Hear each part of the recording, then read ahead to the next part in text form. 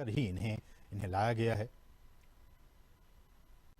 Radio collar है इन्हें, और इनकी ताकि इनकी जो ट्रैकिंग है, इनकी निगरानी वो हो सके रेडियो कॉलर के ज़रिए। और फिर इन्हें हम जैसे कि बता रहे हैं कि इनको आइसोलेशन में रखा जाएगा और फिर इन्हें जंगलों में मुक्त किया जाएगा। तो ये कुछ अहम बातें हमने आपको बताई कि किस तरह से वहाँ पे इन्हें पकड़ा गया, फिर उनके बाद उनको जो तमाम रूल्स एंड रेगुलेशंस हैं उनके ज़रिए इन 8 चीतों को भारत लाया गया है। 70 साल पहले हमारे देश में बहुत सारी चीते हुआ करते थे, लेकिन किन्हीं न किन्हीं वजहों से वो सारे विलुप्त होते चले गए।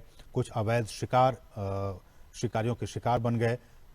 एक भी हमारे देश में चीता नहीं बचा, लेकिन सरकार लगातार कई सालों से प्रयास कर रही थी कि हम जो हैं वो इन चीतों को वापस से एक बार फिर से लाएं, क्योंकि पारिस्थितिकी तंत्र भारत का भी बहुत बेहतर है। और जैसे कि हमने कहा कि नामीबिया के जो वैज्ञानिक थे वो महीनों तक यहाँ पे आते रहे, जाते रहे, और यहाँ का जो भूवैज्ञानिक स्थिति है, यहाँ की जो जलवायु है, उनका उन्होंने अध्ययन किया। और अध्ययन करने के बाद ही वो इस नतीजे पर पहुंचे कि इन तमाम चीतों को मध्य प्रदेश में जो कूनो नेशनल पार्क है, वहाँ की जो स्थिति है, परिस्थिति है, जलवायु है, उसके हिसाब से छोड़ना ज़्यादा उचित होगा। तो उसके बाद ही ये फैसला लिया गया। और हमने आपको बताया कि इन तमाम चीतों के गर्दन में रेडियो कॉलर लगे हुए हैं ताकि इनकी मॉनिटरिंग की जा सके। और विशेष हमने बताया कि आपको चिनूक हेलीकॉप्टर के ज़रिए इनको यहाँ पे लाया गया। और प्रधानमंत्री मोदी आप देख सकते हैं इनको विशेष जो क्रेट्स थे उनको खोलकर, और प्रधानमंत्री ने इनको खुद वहाँ मुक्त किया। वो वहाँ पे अब विचरण कर रहे हैं। जो चीता प्रोजेक्ट है, अगर मैं इसकी बात करूं, ये भी बहुत महत्वपूर्ण है आपके लिए जानना कि किस तरह से भारत में चीतों को एक बार फिर से बसाने की यहाँ पे कार्य योजना बनाई गई।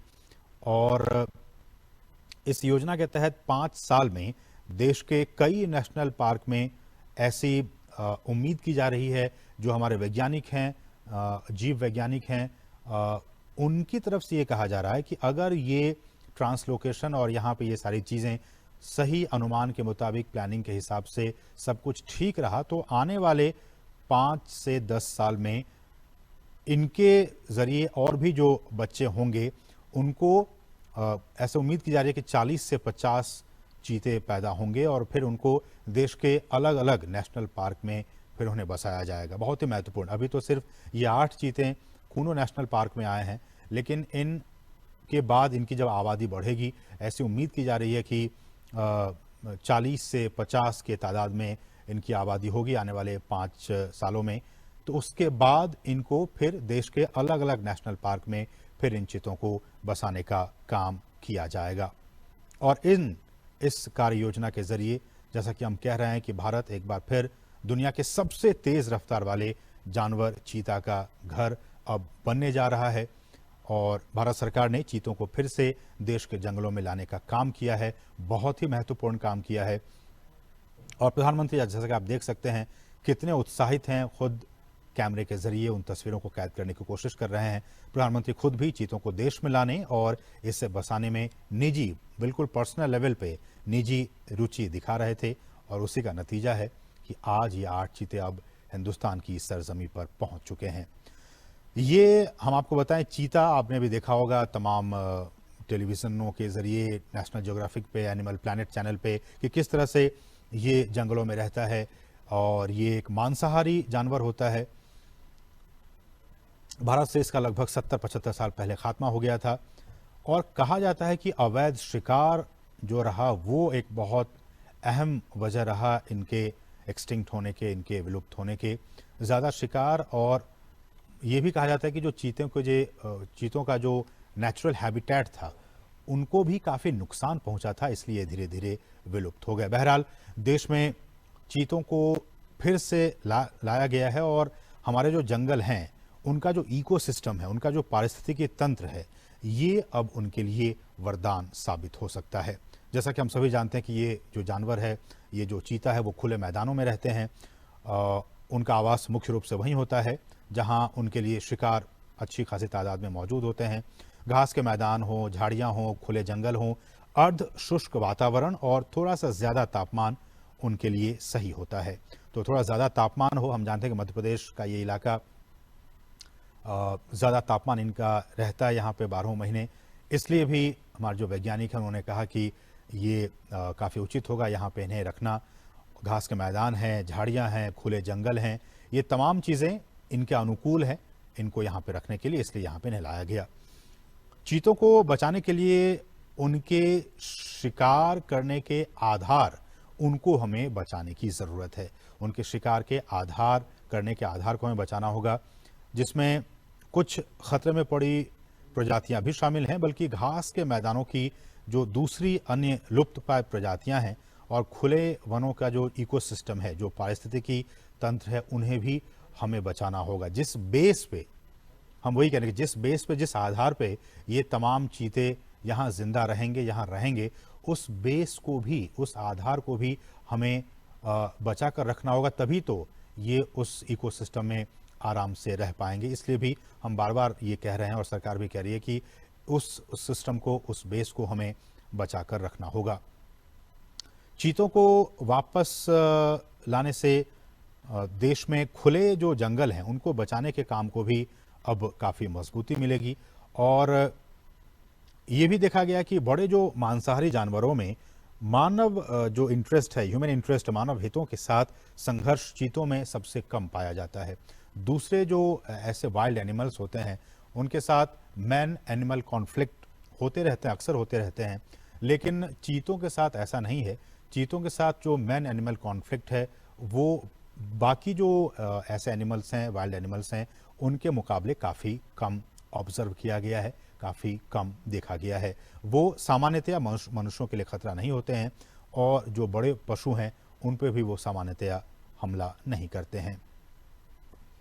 और wild life trust of India ने इसकी शुरुआत की थी कि किस तरह से इसको लाया जाए, और दुनिया भर के विशेषज्ञों, पर्यावरण, वन और जलवायु परिवर्तन मंत्रालय सहित भारत सरकार के कई अधिकारियों, राज्य सरकार के अधिकारियों ने इसके लिए कई दौर की बैठकें की। भारत सरकार के अधिकारी, मध्य प्रदेश सरकार के अधिकारी, वन विभाग के अधिकारी, नामीबिया से जुड़े अधिकारी, इन तमाम अधिकारियों की कई महीनों से लगातार बैठकें हो रही थी ताकि ये सारा जो काम है वो बहुत ही इजी वे में हो सके। और इसके लिए जो साइट सर्वे का काम है उसका फैसला लिया गया था। और हालांकि इसके बाद ये भी खबरें आई कि वैसे राज्यों में इन्हें छोड़ा जाए जहां की पहले से चीता पाए जाते थे और उन्हें ही प्रायोरिटी बेसिस पर उन राज्यों को सिलेक्ट किया जाए।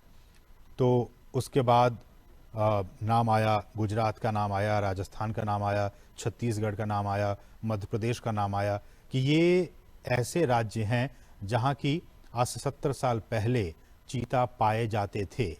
अब हमारे जो वैज्ञानिक थे, हमारे जो अधिकारी थे, उनके मन में ये आया कि फिर अब इन तमाम जो राज्य हैं, गुजरात, राजस्थान, छत्तीसगढ़, मध्य प्रदेश, ये तमाम राज्यों में से नामीबिया से जो चीते लाए जाएंगे उनके लिए सबसे मुफीद, सबसे एडेप्टेटिव एटमॉस्फेयर कहाँ होगा जहाँ की वो अपने आप को अच्छे से ढाल सकें। तो फिर जीव विज्ञानियों ने ये फैसला लिया कि इनके लिए मध्य प्रदेश ही सबसे उपयुक्त जगह है। मध्य प्रदेश का कूनो राष्ट्रीय उद्यान सबसे उपयुक्त जगह है जहाँ की इसे रखा जा सकता है, छोड़ा जा सकता है। तो उसके बाद ही यह फैसला लिया गया और फिर नामीबिया से हमने बताया कि किस तरह से इन 8 चीतों को यहाँ पे लाया गया है। अधिकतम दूरी आपने देखा होगा नेशनल ज्योग्राफिक चैनल पे या फिर एनिमल प्लैनेट चैनल पे, किस तरह से ये कितनी स्पीड में इस पृथ्वी पर अगर सबसे स्पीड में अगर दौड़ने वाला कोई प्राणी है तो वो चीता है। अधिकतम गति इसकी 450 मीटर तक ही दौड़ सकता है, लेकिन 1 मिनट में बहुत ज़्यादा स्पीड में ये दौड़ता है। 450 मीटर तक दूरी तक ये दौड़ सकता है अधिकतम गति से। और कहा जाता है कि दौड़ने के दौरान चीते के शरीर का जो तापमान है वो काफ़ी ज़्यादा बढ़ जाता है, इसलिए ये बहुत दूर तक नहीं दौड़ पाते हैं। बहुत स्पीड में दौड़ पाते हैं लेकिन बहुत दूर तक नहीं दौड़ पाते हैं, क्योंकि इससे इनके शरीर का जो हीट है वो काफ़ी बढ़ जाता है। और कहा जाता है कि जो तापमान है इनके शरीर का वो करीब 2.5 डिग्री सेल्सियस तक बढ़ जाता है। और ऐसे में जो इनका जो दिमाग होता है, ब्रेन, वो इस बढ़ी हुई गर्मी को सहन नहीं कर पाता है, झेल नहीं पाता है और वो अचानक ही दौड़ना बंद कर देता है। आपने देखा होगा तमाम जो प्रोग्राम्स बनते रहते हैं उसके ज़रिए, और ये 1 मिनट तक किसी भी शिकार का पीछा करता है, और अगर वो नहीं मार पाता है तो फिर ये उसका पीछा करना छोड़ देता है। तो ये कुछ अहम बातें, हालांकि आप इसके बारे में जानते होंगे। एक बार फिर से हम आपको बता दें कि ये जो चीते लाए गए हैं उनमें से 3 नर हैं और 5 मादा हैं। 2 नर चीतों की उम्र जो है वो 5.5 साल के आसपास है, और कहा जाता है कि दोनों भाई हैं। इनमें भी काफ़ी कुछ ये बातें काफ़ी महत्वपूर्ण रखती हैं कि इनके आपस के संबंध कैसे हैं। कई बार ये आपस में एक दूसरे को भी दुश्मन समझ बैठते हैं। तो कहा जा रहा है कि जिन चीतों को लाया गया उसमें से 2 जो नर हैं वो आपस में भाई हैं, और दोनों नामीबिया के ओडजीवारेंगो, अगर मैं प्रोनाउंसिएशन ठीक से नहीं कर पा रहा हूँ तो मुझे माफ़ कीजिएगा, ओडजीवारेंगो स्थित जो निजी रिजर्व फॉरेस्ट हैं वहाँ से इन दोनों भाइयों को लाया गया है, 2 नर चीतों को लाया गया है। जो तीसरा नर है उसकी उम्र 4.5 साल है। इसका मतलब कि ये जो 2 नर हैं जिनकी उम्र 5.5 साल, उनसे ये थोड़ा छोटा है, 4.5 साल इसकी उम्र है, और इसे नामीबिया के एरिंडी प्राइवेट गेम रिजर्व से लाया गया है। और 5 मादा चीतों में से एक 2 साल का है, 2 साल की है, एक 2.5 साल की है, एक 3 से 4 साल की, तो 2 जो है वो 5-5 साल की हैं। तो 2 जो मादा चीता है वो 5-5 साल की उनकी उम्र है, और एक 2 साल की है, एक 2.5 साल की, और एक जो है वो 3 से 4 साल के बीच की इनकी उम्र है। और जैसा कि हमने कहा कि ये 30 दिनों तक पीएम मोदी ने 3 चीतों को पार्क में छोड़ दिया है। ये हम आपको ताज़ा अपडेट बता रहे हैं। 8 में से 3 चीतों को पार्क में छोड़ा जा चुका है। प्रधानमंत्री नरेंद्र मोदी ने बाड़े में छोड़े गए इन चीतों की तस्वीरें ली, आपने देखा इन तस्वीरों के ज़रिए। और कूनो जबकि अब ये पहुंच चुके हैं, 30 दिनों तक ये क्वारंटीन रहेंगे, और उसके बाद फिर उनके स्वास्थ्य और बाकी जो एक्टिविटीज़ हैं उन पर लगातार नज़र रखी जा रही है, आगे भी नज़र रखी जाएगी। और अगर इन 30 दिनों तक सब कुछ ठीक रहा तो फिर इन 8 चीतों को जंगल में छोड़ दिया जाएगा। और कूनो, ये भी जैसा कि हमने कहा कि चीतों के लिए कूनो नेशनल पार्क क्यों ही इसी पार्क को क्यों चुना गया। हालांकि हमने कहा कि गुजरात भी पहले वहाँ पे चीते पाए जाते थे, और बाकी जो राज्य मध्य प्रदेश की बात हो, छत्तीसगढ़ की बात हो, ये सारे क्लाइमेट के हिसाब से, इनके रहन सहन के हिसाब से वो सारी चीज़ें मुफीद थी। लेकिन बावजूद इसके कूनो नेशनल पार्क क्यों चुना गया, तो ऐसा कहा जाता है कि करीब 1 दशक पहले गिर के जो एशियाई शेर हैं उनको यहाँ तैयार किया गया था लाने के लिए। हालांकि इन शेरों को यहाँ नहीं लाया जा सका, और कहा जाता है कि स्थानांतरण की सारी तैयारियां भी पूरी हो गई थी। शेर के शिकार के लिए, जैसा कि आप जानते हैं कि चीतल हो, संभल, ऐसे जानवरों को भी यहाँ पे स्थानांतरित किया गया था। लेकिन शेर के लिए की गई तैयारी अब इन चीतों के लिए, ये जो 8 चीते हैं उनके स्थानांतरण के लिए अब काम आ जाएगी। और मध्य प्रदेश सरकार भी काफ़ी एक्टिव थी। उन्होंने कूनो के अलावा मध्य प्रदेश के ही नौरादेही वन्य अभ्यारण्य हो, या फिर राजस्थान में भैंसोड़गढ़ हो वन्य जीव परिसर, इन तमाम राज्य सरकारों की तरफ से भी वैज्ञानिक आकलन कराया गया था, और आकलन के बाद ही कूनो नेशनल पार्क में इन्हें छोड़ने का फैसला लिया गया।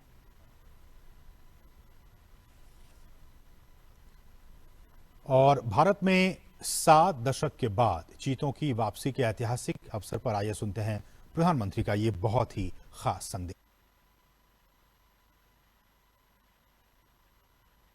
नमस्कार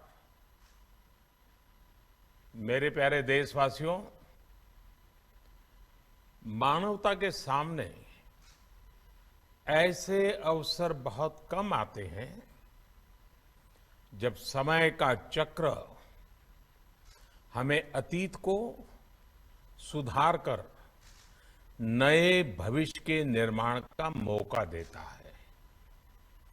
आज सौभाग्य से हमारे सामने एक ऐसा ही क्षण है। दशकों पहले जैव विविधता की सदियों पुरानी जो कड़ी टूट गई थी, विलुप्त हो गई थी, आज हमें उसे फिर से जोड़ने का मौका मिला है। आज भारत की धरती पर चीता लौट आए हैं और मैं ये भी कहूंगा कि इन चीतों के साथ ही भारत की प्रकृति प्रेमी चेतना भी पूरी शक्ति से जागृत हो उठी है। मैं इस ऐतिहासिक अवसर पर सभी देशवासियों को बहुत बहुत बधाई देता हूं।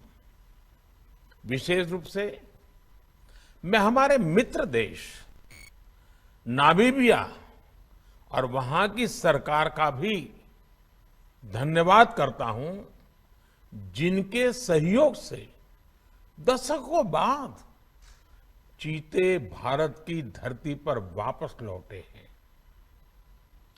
मुझे विश्वास है ये चीते न केवल प्रकृति के प्रति हमारी जिम्मेदारियों का बोध कराएंगे, बल्कि हमारे मानवीय मूल्यों और परंपराओं से भी अवगत कराएंगे। साथियों, जब हम अपनी जड़ों से दूर होते हैं तो बहुत कुछ खो बैठते हैं। इसलिए ही आजादी के इस अमृत काल में हमने अपनी विरासत पर गर्व और गुलामी की मानसिकता से मुक्ति जैसे पंच प्राणों के महत्व को दोहराया है। पिछली सदियों में हमने वो समय भी देखा है जब प्रकृति के दोहन को शक्ति प्रदर्शन और आधुनिकता का प्रतीक मान लिया गया था। 1947 में जब देश में केवल आखिरी 3 चीते बचे थे तो उनका भी साल के जंगलों में निष्ठुरता व गैर जिम्मेदारी से शिकार कर लिया गया। ये दुर्भाग्य रहा कि हमने 1952 में चीतों को देश से विलुप्त तो घोषित कर दिया, लेकिन उनके पुनर्वास के लिए दशकों तक कोई सार्थक प्रयास नहीं हुआ। आज आजादी के अमृत काल में अब देश नई ऊर्जा के साथ चीतों के पुनर्वास के लिए जुट गया है। अमृत में तो वो सामर्थ्य होता है जो मृत को भी पुनर्जीवित कर देता है।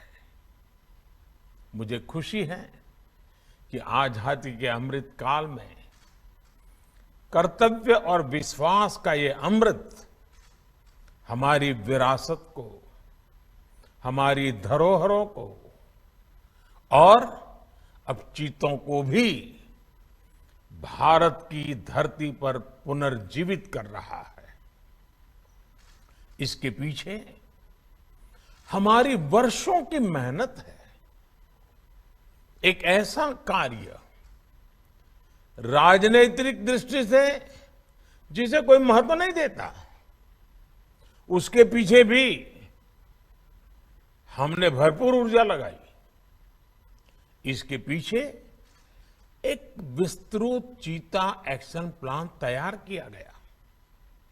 हमारे वैज्ञानिकों ने लंबी रिसर्च की, साउथ अफ्रीकन और नामीबियाई एक्सपर्ट के साथ मिलकर काम किया।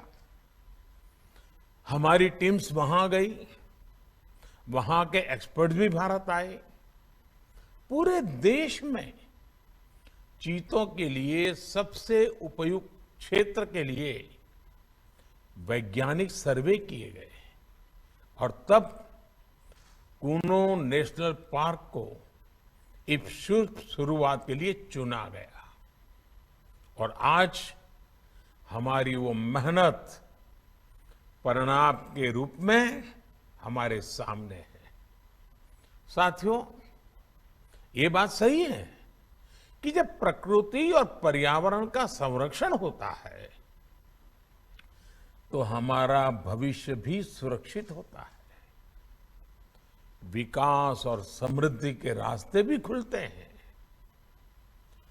कूनो नेशनल पार्क में जब चीता फिर से दौड़ेंगे तो यहां का ग्रासलैंड इकोसिस्टम फिर से रिस्टोर होगा, बायोडायवर्सिटी और बढ़ेगी। आने वाले दिनों में यहां इको टूरिज्म भी बढ़ेगा, यहां विकास की नई संभावनाएं जन्म लेगी, रोजगार के अवसर बढ़ेंगे। लेकिन साथियों, मैं आज आपसे सभी देशवासियों से एक आग्रह भी करना चाहता हूं। कूनो नेशनल पार्क में छोड़े गए चीतों को देखने के लिए देशवासियों को कुछ महीने का धैर्य दिखाना होगा, इंतजार करना होगा, सहयोग करना होगा। आज ये चीते मेहमान बनकर आए हैं, इस क्षेत्र से अनजान है। कूनो नेशनल पार्क को ये चीते अपना घर बना पाए, इसके लिए हमें इन चीतों को भी कुछ महीने का समय देना होगा। अंतर्राष्ट्रीय गाइडलाइंस पर चलते हुए भारत इन चीतों को बसाने की पूरी कोशिश कर रहा है। हमें अपने प्रयासों को विफल नहीं होने देना है। साथियों, दुनिया आज जब प्रकृति और पर्यावरण की ओर देखती है तो सस्टेनेबल डेवलपमेंट की बात करती है, लेकिन प्रकृति और पर्यावरण, पशु और पक्षी भारत के लिए एक केवल सस्टेनेबिलिटी और सिक्योरिटी के विषय ही सिर्फ है ऐसा नहीं है। हमारे लिए ये हमारी सेंसिबिलिटी और स्पिरिचुअलिटी का भी आधार है। हम वो लोग हैं जिनका सांस्कृतिक अस्तित्व सर्वम खलविदम ब्रह्म इस मंत्र पर टिका हुआ है। अर्थात संसार में पशु, पक्षी, पेड़, पौधे, जड़, चेतन जो कुछ भी है वो ईश्वर का ही स्वरूप है, हमारा अपना ही विस्तार है। हम वो लोग हैं जो कहते हैं परम परोपकारार्थम यो जीवति सह जीवति, अर्थात खुद के फायदे को ध्यान में रख करके जीना वास्तविक जीवन नहीं है। वास्तविक जीवन वो जीता है जो परोपकार के लिए जीता है। इसलिए हम जब खुद भोजन करते हैं उसके पहले पशु पक्षियों के लिए अन्न निकालते हैं। हमारे आसपास रहने वाले छोटे से छोटे जीव की भी चिंता करना हमें सिखाया जाता है, बचपन से सिखाया जाता है। हमारे संस्कार ऐसे हैं कि कहीं अकारण किसी जीव का जीवन चला जाए तो हम अपराध बोध से भर जाते हैं। फिर किसी पूरी जीव जाति का अस्तित्व ही अगर हमारी वजह से मिट जाए, ये हमें कैसे स्वीकार हो सकता है? आप सोचिए, हमारे यहां कितने ही बच्चों को ये पता तक नहीं होता है कि जिस चीता के बारे में सुनकर वो बड़े हो रहे हैं वो उनके देश से पिछली शताब्दी में ही लुप्त हो चुके हैं। आज अफ्रीका के कुछ देशों में और ईरान में चीता पाए जाते हैं, लेकिन भारत का नाम उस लिस्ट से बहुत पहले हटा दिया गया था। आने वाले वर्षों में बच्चों को इस विडंबना से नहीं गुजरना पड़ेगा। मुझे विश्वास है वो चीता को अपने ही देश में कूनो नेशनल पार्क में दौड़ता देख पाएंगे। चीता के जरिए आज हमारे जंगल और जीवन उसका एक बड़ा शून्य भर रहा है। साथियों, आज 21वीं सदी का भारत पूरी दुनिया को संदेश दे रहा है कि इकोनॉमी और इकोलॉजी कोई विरोधाभासी क्षेत्र नहीं है। पर्यावरण की रक्षा के साथ ही देश की प्रगति भी हो सकती है। ये भारत ने दुनिया को करके दिखाया है। आज एक और हम विश्व की तेजी से बढ़ती अर्थव्यवस्था में शामिल है, तो साथ ही देश के वन क्षेत्रों का विस्तार भी तेजी से हो रहा है। साथियों, 2014 में हमारी सरकार बनने के बाद से देश में करीब करीब 250 नए संरक्षित क्षेत्र जोड़े गए हैं। हमारे यहां एशियाई शेरों की संख्या में भी बड़ा इजाफा हुआ है। आज गुजरात देश में एशियाई शेरों का बड़ा क्षेत्र बनकर उभरा है। इसके पीछे दशकों की मेहनत, रिसर्च बेस्ड पॉलिसीज और जन भागीदारी की बड़ी भूमिका है। मुझे याद है हमने गुजरात में एक संकल्प लिया था, हम जंगली जीवों के लिए सम्मान बढ़ाएंगे और संघर्ष घटाएंगे। आज उस सोच का प्रभाव परिणाम के रूप में हमारे सामने है। देश में भी टाइगर्स की संख्या को दोगुना करने का जो लक्ष्य तय किया गया था, हमने उसे समय से पहले हासिल किया है।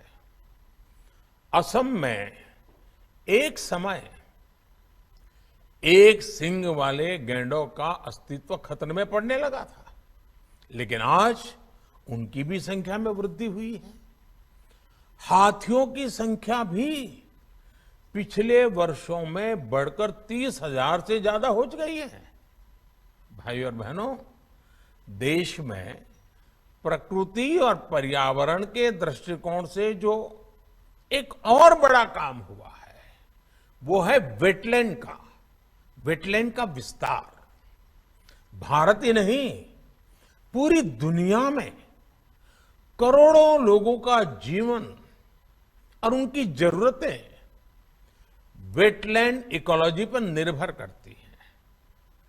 आज देश में 75 वेटलैंड्स को रामसर साइट्स के रूप में घोषित किया गया है, जिनमें 26 साइट्स पिछले 4 वर्षों में ही जोड़ी गई हैं। देश के इन प्रयासों का प्रभाव आने वाली सदियों तक दिखेगा और प्रगति के नए पथ प्रशस्त करेगा।